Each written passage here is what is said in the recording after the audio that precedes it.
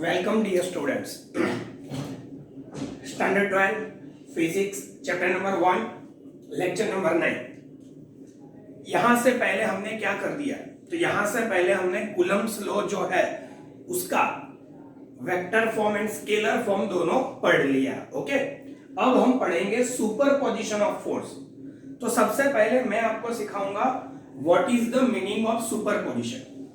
Okay, superposition का meaning है किसी एक पॉइंट पे, सुपरपोजिशन का मीनिंग है किसी एक पॉइंट पे एक से ज्यादा फोर्स एक साथ प्रेजेंट होंगे तो उसको बोलेंगे सुपरपोजिशन ऑफ फोर्स. रिपीट, किसी एक पॉइंट पर एक से ज्यादा फोर्स एक ही टाइम पे अवेलेबल होंगे तो उसको बोलेंगे सुपरपोजिशन ऑफ फोर्स.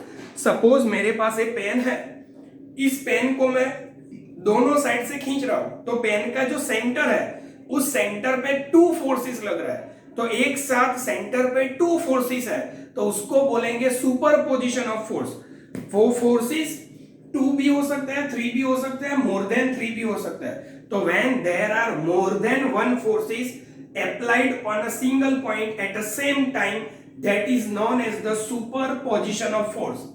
अब हम जानते हैं फोर्स कैसी फिजिकल क्वांटिटी है, तो force is the vector physical quantity. तो यहां पे हमें समझना है अगर किसी एक पॉइंट पे एक साथ एक से ज्यादा फोर्सेस है तो वहां का रिजल्टेंट फोर्स कैसे निकालना है. रिजल्टेंट यानी सबको मिला के जो फाइनल फोर्स बनेगा उसको बोलेंगे रिजल्टेंट फोर्स. ओके, तो यहां पे उसकी थियरी है, तो अकॉर्डिंग टू टेक्स्ट बुक हम यहां पे थियरी पढ़ेंगे. देखो, सुपरपोजिशन ऑफ फोर्स, तो फोर्स जो है उसका स्केलर फॉर्म हमारे पास है F is equal to K Q1 Q2 upon R square. We already know that K is the Coulomb constant, Q1 and Q2 are the charges between them force is acting, and R is the distance between that two charge. This is the scalar form or vector form. This is the vector form. This is the vector form of the Coulomb force. F21 is equal to K Q1 Q2 upon R21 square into R21 cap.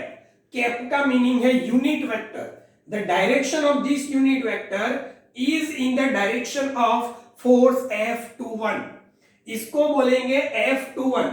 तो F21 का जो meaning है, force F21 को क्या बोलेंगे, तो force F21 को बोलेंगे force due to one on two, one के कारण टू पे लगने वाला फोर्स. बोलो क्लियर. देन इस तरीके से फोर्स को डिसाइड करते हैं, लिखते हैं. अब इसके बेस पर से अगर कोई भी फोर्स आपको लिखना है तो हम वो लिख सकते हैं. ओके, अब यहां पे देखो हमारे पास एक कोऑर्डिनेट सिस्टम है. उस कोऑर्डिनेट सिस्टम के अंदर हमने थ्री चार्जेस लिए, charge Q1 Q2 and Q3.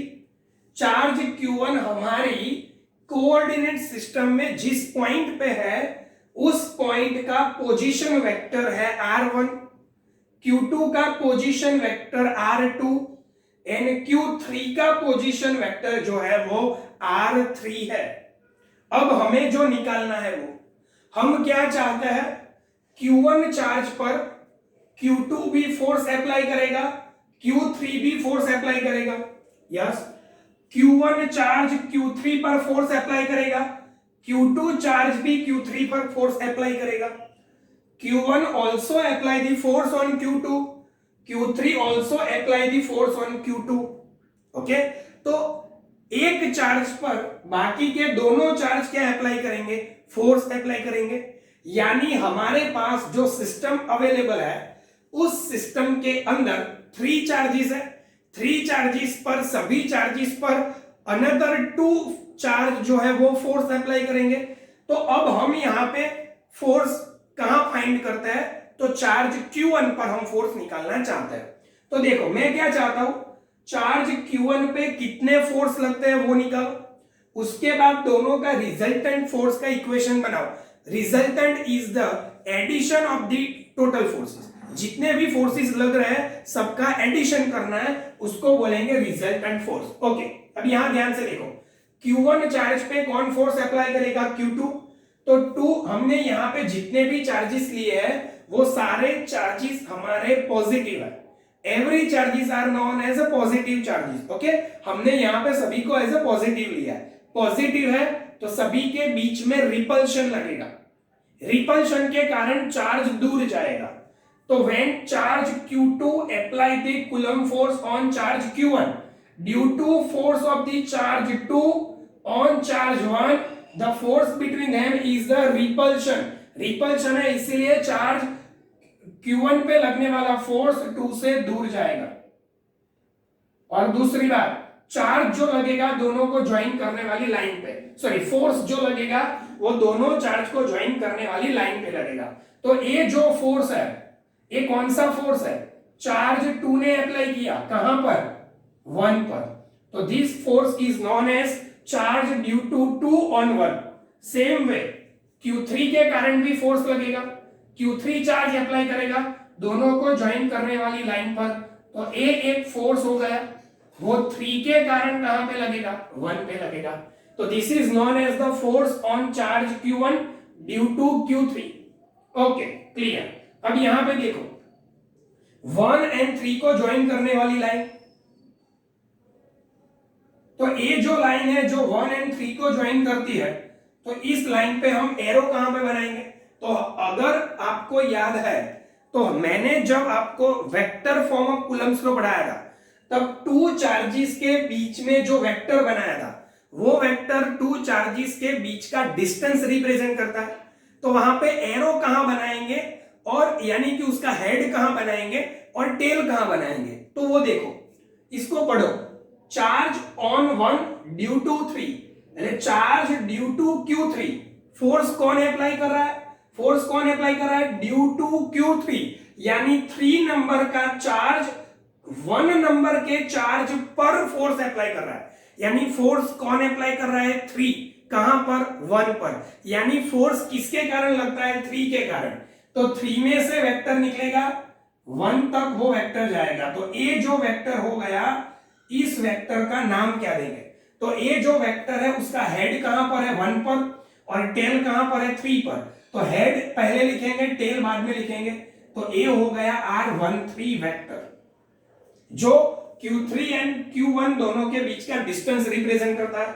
Same way 2 और 1 को ज्वाइन करेंगे, 2 और 1 को ज्वाइन करके एरो कहां बनाएंगे? तो charge due to, sorry force due to charge Q2। Force जो लग रहा है वो ड्यू टू चार्ज Q2 लग रहा है, यानी Q2 चार्ज फोर्स अप्लाई कर रहा है। तो Q2 में से वेक्टर निकलेगा 1 पर जाएगा, यानी इसका हेड 1 पे होगा और टेल कहां पे होगा? 2 पर। तो ये जो वेक्टर बनेगा, इस वेक्टर को हम बोलेंगे 1 2, क्योंकि पहले हेड लिखेंगे बाद में टेल लिखेंगे। Okay, clear. तो अब ये क्लियर हो गया। अब ये जो वेक्टर है इसका एक यूनिट वेक्टर होगा R12 कैप, इसका भी एक यूनिट वेक्टर होगा R13 कैप। अब ध्यान से देखो, यूनिट वेक्टर की डायरेक्शन R12 की डायरेक्शन में होगी और R12 की डायरेक्शन फोर्स 12 की डायरेक्शन में है। R13 वेक्टर है, उसका यूनिट वेक्टर है कैप 13 जो है उसकी डायरेक्शन इसके डायरेक्शन में होगी, और वेक्टर R13 की डायरेक्शन फोर्स 13 की डायरेक्शन में है। यानी आगे हमने जो किया था उसके जैसा सेट हो गया, अब कोई दिक्कत नहीं है। अब यहां पे हम क्या बोलेंगे?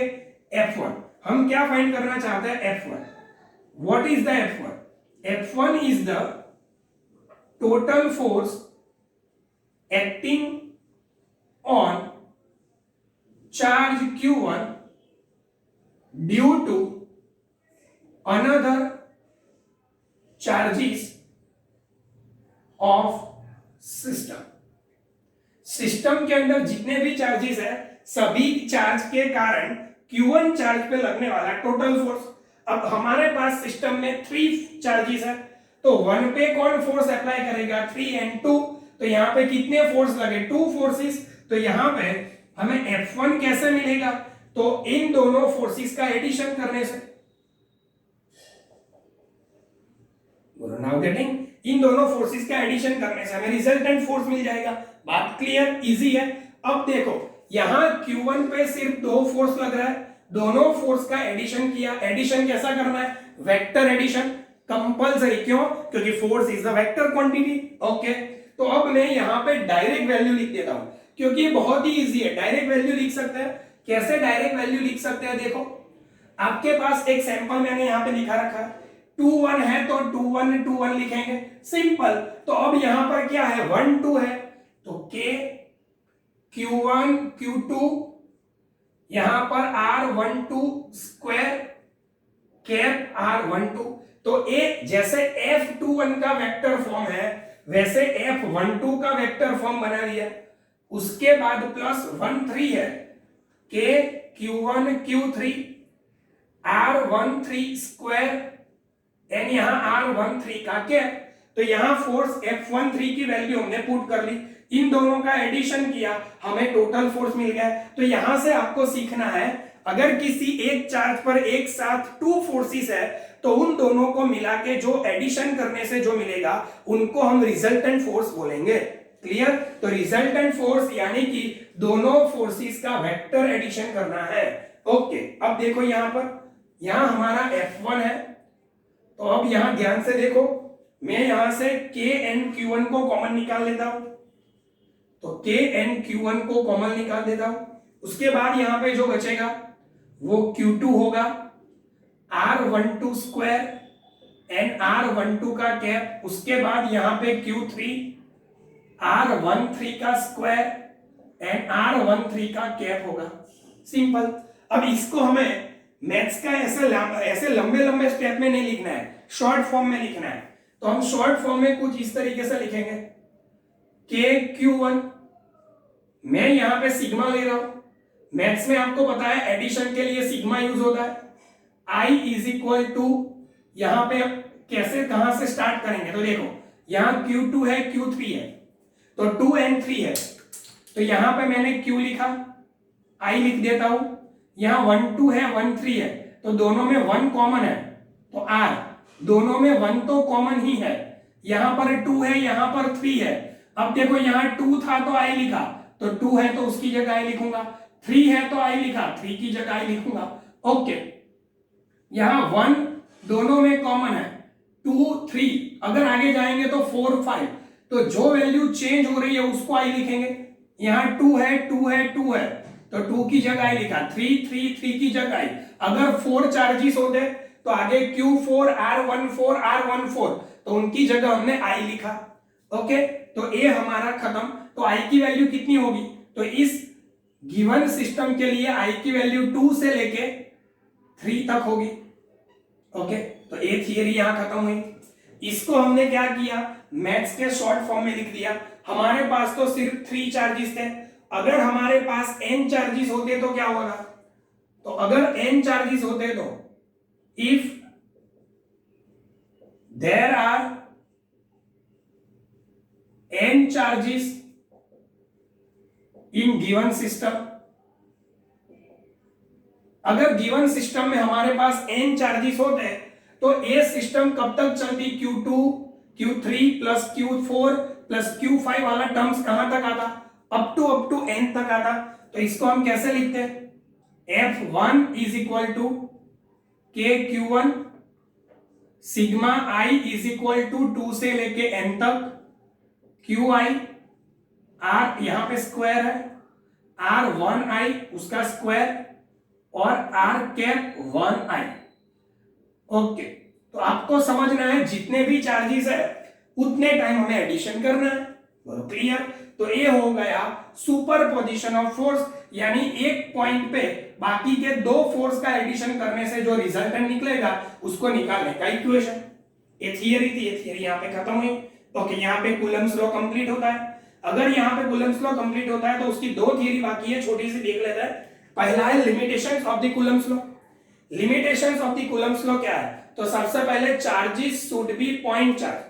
कूलम्स लॉ उन्हीं चार्ज के लिए अप्लाई किया जाता है जहां charge as a point charge behave करता है। अगर चार्ज किसी सरफेस पे फैले हुए हैं तो हम वहां पे कूलम्स लॉ अप्लाई नहीं कर सकते। कंपलसरी कूलम्स लॉ अप्लाई करने के लिए हमारे चार्जेस पॉइंट चार्ज ही होने चाहिए। Second, charges should B at rest. अगर कोई चार्ज मोशन में है, सपोज इस पर 2 कूलम का चार्ज है और ये चार्ज अगर मोशन में है, तो अगर कोई मुझे बोले charge 1 is steady, charge 2 is in motion, now what is the force between them, इसके लिए कूलम्ब्स लॉ यूजफुल नहीं है। कूलम्ब्स लॉ तभी यूज किया जाता है जब दोनों चार्जेस स्टेडी होने चाहिए, यानी दोनों चार्जेस स्टेडी यानी रेस्ट होने चाहिए, वो स्टॉप होने चाहिए, एक ही जगह लोकेशन पे खड़े होने चाहिए। ओके, सेकंड, एक कूलम्ब फोर्स उसी जगह, कूलम्ब्स लॉ उसी के लिए रिस्पॉन्सिबल है, उसी के लिए हम उसको यूज करते हैं जहां टू चार्जेस के बीच का डिस्टेंस 10⁻⁻15 मीटर से ज्यादा होना चाहिए एंड 10⁻+18 मीटर से कम होना चाहिए। अगर टू चार्जेस के बीच का जो डिस्टेंस है वो इससे ज्यादा हो जाता है या इससे कम हो जाएगा तो वहां हम कूलम्ब्स लॉ अप्लाई नहीं कर सकते। क्लियर? तो ये हो गए limitations of the Coulomb's law. Now आगे last topic, what is the 1 coulomb charge. किसी भी फिजिकल क्वांटिटी की वैल्यू 1 होगी तो उसको यूनिट बोलेंगे, 1 कूलम्ब चार्ज को यूनिट चार्ज बोलेंगे। अगर आपको कहीं पर भी ऐसा लिखा है there is a unit charge, तो आपको कंसीडर करना है 1 कूलम्ब चार्ज, क्योंकि चार्ज का यूनिट क्या है? कूलम्ब। अब आपको बोला है यूनिट चार्ज, उसका मतलब होता है 1 कूलम्ब चार्ज। तो 1 कूलम्ब चार्ज कैसे डिफाइन करता है? देखो यहां पर फोर्स नहीं का, हमारे पास ऐसे 2 चार्जेस है Q1 and Q2। Okay, Q1 and Q2, अब दोनों चार्ज हम सेम ले रहे हैं, Q1 Q2 both are taking same, दोनों चार्ज की वैल्यू हमने सेम ली है। दोनों के बीच का जो डिस्टेंस है वो 1 मीटर है, दोनों के बीच का डिस्टेंस 1 मीटर है। अब यहां दोनों के बीच में जो फोर्स लगेगा वो फोर्स होता है K Q1 Q2 divide by R square. Clear? K Q1 Q2 divide by R square, ये इन दोनों के बीच का फोर्स है। अब यहां पर दोनों चार्ज 1 कूलम्ब कब होंगे? तो दोनों चार्ज के बीच का डिस्टेंस 1 मीटर होगा, दोनों के बीच में जो फोर्स है वो फोर्स कितना लगता होगा? तो ये 1 कूलम्ब होने के लिए क्या होगा? तो when Q1 is equal to Q2 is equal to Q is equal to 1 coulomb, R is equal to 1 meter. Now what is the force? तो force F is equal to 9 into 10⁹ K की value हमने क्या put कर दी? 9 into 10⁹। Q1 is the 1, Q2 is the 1 and R is the 1 square. तो now force is equal to 9 into 9 into 10⁹ metre. तो देखो R is equal to 1 metre, 1 metre distance पे हम 2 charges लेंगे। अब हम क्या करते हैं, दोनों चार्जेस की वैल्यू एक साथ सेम रखते हैं, दोनों की वैल्यू बढ़ाते हैं, दोनों की वैल्यू बढ़ाते एक टाइम ऐसा आएगा दोनों चार्जेस के बीच में इतना फोर्स लगेगा। जब दोनों चार्जेस के बीच में 9 into 10⁹ न्यूटन का फोर्स लगता है, दोनों चार्जेस एक दूसरे से 1 मीटर दूर है, तब दोनों चार्जेस की जो वैल्यू है वो तो हमने सेम ले रखी है, तो दोनों चार्जेस की वैल्यू जो होगी उसको 1 कूलम्ब चार्ज बोलेंगे। तो when 2 charges put at 1 metre distance and दोनों के बीच में लगने वाला जो फोर्स है वो 9 into 10⁹ न्यूटन होगा, उस टाइम दोनों चार्जेस की जो वैल्यू है उसी वैल्यू को 1 कूलम्ब चार्ज बोलेंगे, उसी को यूनिट चार्ज बोलेंगे। तो इस तरीके से यूनिट चार्ज डिफाइन किया जाता है। ओके, डन, यहां पे क्लियर। ओके, अब एक बात हमें यहां सम सॉल्व करने के लिए एक इंपॉर्टेंट बात पढ़नी है, वो कैसे समझा रहा हूं, इसका एक बार आप स्क्रीनशॉट ले लो। ओके, चलो वीडियो पॉज करके स्क्रीनशॉट ले लेना। अब सम सॉल्व करने के लिए एक छोटी सी बात आपको सिखा देता हूं। ओके, तो ये तो हो गई अकॉर्डिंग टू टेक्स्ट बुक हमारी थियरी, बट जब सम्स के अंदर यही एक साथ एक ही पॉइंट पे मोर देन 1 फोर्स अवेलेबल होंगे तो हम क्या करेंगे? तो यहां पे देखो केस नंबर 1, एक पॉइंट पे सपोज हमारे पास 2 फोर्सेस है। अब दोनों फोर्सेस सेम डायरेक्शन में है, तो हमें जो रिजल्टेंट फोर्स निकालना है तो वो F1 एंड F2 का एडिशन है। दोनों फोर्स के वेक्टर एडिशन करने से हमें इस पॉइंट पे मिलने वाला टोटल फोर्स मिलेगा। बट यहां पे मैं क्या देख रहा हूं, दोनों फोर्सेस एक ही डायरेक्शन में है। अगर दोनों फोर्सेस एक ही डायरेक्शन में है, अगर ऐसी कंडीशन है तो यहां पे क्या हुआ, दोनों के बीच का एंगल क्या हुआ? 0। Theta is the angle between vector F1 and vector F2। तो यहां पर मैं क्या कर सकता हूं, डायरेक्ट फोर्स की वैल्यू मैं दोनों की वैल्यू का एडिशन करने से निकाल सकता हूं। यानी कि यहां पे दोनों फोर्स का वेक्टर एडिशन करने की जरूरत नहीं पड़ेगी, दोनों फोर्स की वैल्यू को डायरेक्ट ऐड कर दूंगा तो मुझे क्या मिल जाएगा, रिजल्टेंट फोर्स मिल जाएगा। केस नंबर 2, पॉइंट एक है, एक फोर्स F1 दूसरा F2, दोनों फोर्सेस टोटली अपोजिट है, दोनों के बीच का एंगल 180 है। तो इस कंडीशन में इस पॉइंट पे लगने वाला जो रिजल्टेंट फोर्स होगा, तो सबसे पहले resultant force F, resultant force F है तो वो F कौन सा है, तो एक ही पॉइंट पर लगने वाले दोनों फोर्सेस का वेक्टर एडिशन किया। अब मैंने देखा सर दोनों फोर्सेस अपोजिट डायरेक्शन में है, अगर दोनों अपोजिट डायरेक्शन में है तो हमें रिजल्टेंट फोर्स निकालने के लिए वेक्टर एडिशन करने की जरूरत नहीं है, हम डायरेक्ट एडिशन कर सकते हैं। तो हम क्या करेंगे, यहां पे मैं लिख ले रहा हूं, if mode of F1 is greater than mode of F2, जिसका भी मोड बड़ा होगा उसके अंदर से डायरेक्टली छोटे वाले का मोड माइनस करेंगे। ओके, और ये रिजल्टेंट F जो होगा इसकी डायरेक्शन कहां होगी, तो it is in the direction of high value force. यानी दो फोर्स में से जो फोर्स बड़ा होगा उसकी डायरेक्शन में फोर्स F होगा। ओके, यहां पे दोनों एक ही डायरेक्शन में, तो दोनों की जो डायरेक्शन होगी उसी डायरेक्शन में रिजल्टेंट फोर्स होगा। तो यहां रिजल्टेंट फोर्स की डायरेक्शन F, तो it is in the direction of F1 and F2। यहां पे दोनों एक ही डायरेक्शन के अंदर है, इसीलिए रिजल्टेंट फोर्स की डायरेक्शन वही होगी। यहां दोनों अपोजिट है तो रिजल्टेंट फोर्स की डायरेक्शन कहां होगी, तो हमारे पास टू फोर्सेस है, दोनों में से जिसकी वैल्यू हाई होगी उसकी डायरेक्शन के अंदर रिजल्टेंट फोर्स होगा। ओके, और रिजल्टेंट निकालने की मेथड, बड़े फोर्स में से छोटे फोर्स की वैल्यू माइनस करेंगे। बट अब कंडीशन नंबर 3, अगर हमारा फोर्स F1 एंड F2 कुछ इस तरीके से है, दोनों के बीच में थीटा एंगल है, तो रिजल्टेंट फोर्स कैसे निकालेंगे, तो रिजल्टेंट फोर्स हमारा होगा F1 plus F2 vector addition. But यहां पे हम डायरेक्टली एडिशन और डायरेक्टली सब्सट्रैक्शन नहीं कर सकते, यहां पे हमें रिजल्टेंट फोर्स की वैल्यू निकालने के लिए इक्वेशन यूज करना पड़ेगा। अब बोलो, addition, vector addition, two vector का एडिशन, जब मैंने आपको वेक्टर वाला टॉपिक सिखाया था तब कहा था जब भी टू वेक्टर का एडिशन करना है वो वेक्टर कोई भी हो सकता है, क्या करेंगे, F1 square F2 square 2F1 F2 cos theta. अगर किसी को वेक्टर एडिशन याद है तो वहां a square plus b square plus 2ab cos theta किया था। ओके, तो इस इक्वेशन को यूज करेंगे और थीटा मिलेगा। और ये जो रिजल्टेंट फोर्स होगा, तो रिजल्टेंट फोर्स की डायरेक्शन कैसे निकालेंगे, तो इस रिजल्टेंट फोर्स की डायरेक्शन हम निकालेंगे कैसे, तो इसका जो एंगल बनेगा tan अल्फा, ये जो रिजल्टेंट फोर्स आएगा tan अल्फा, तो tan अल्फा हम कैसे निकालेंगे, तो tan अल्फा निकालने का फॉर्मूला है F2 cos theta, F2 cos theta, sorry 1 second, यहां पे हम लिखेंगे F2 sin theta divided by F1 plus F2 cos theta.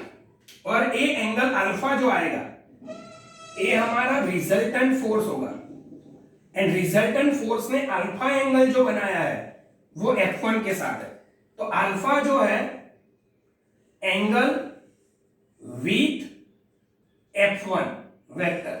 Okay done. तो इस तरीके से हम सम्स के अंदर इस फॉर्मूले का यूज करेंगे। अगर दोनों एक ही डायरेक्शन में है मैग्नीट्यूड का एडिशन, ऑपोजिट डायरेक्शन में मैग्नीट्यूड का सब्सट्रैक्शन, अगर दोनों के बीच में एंगल है तो इस इक्वेशन को यूज करेंगे। डन। डायरेक्शन कैसा लेनी है देख लेना। यहां पे इस लेक्चर को कंप्लीट करते हैं, इसके बाद कूलम्ब फोर्स के हम क्या पढ़ेंगे, सम्स पढ़ेंगे। Okay done, thank you.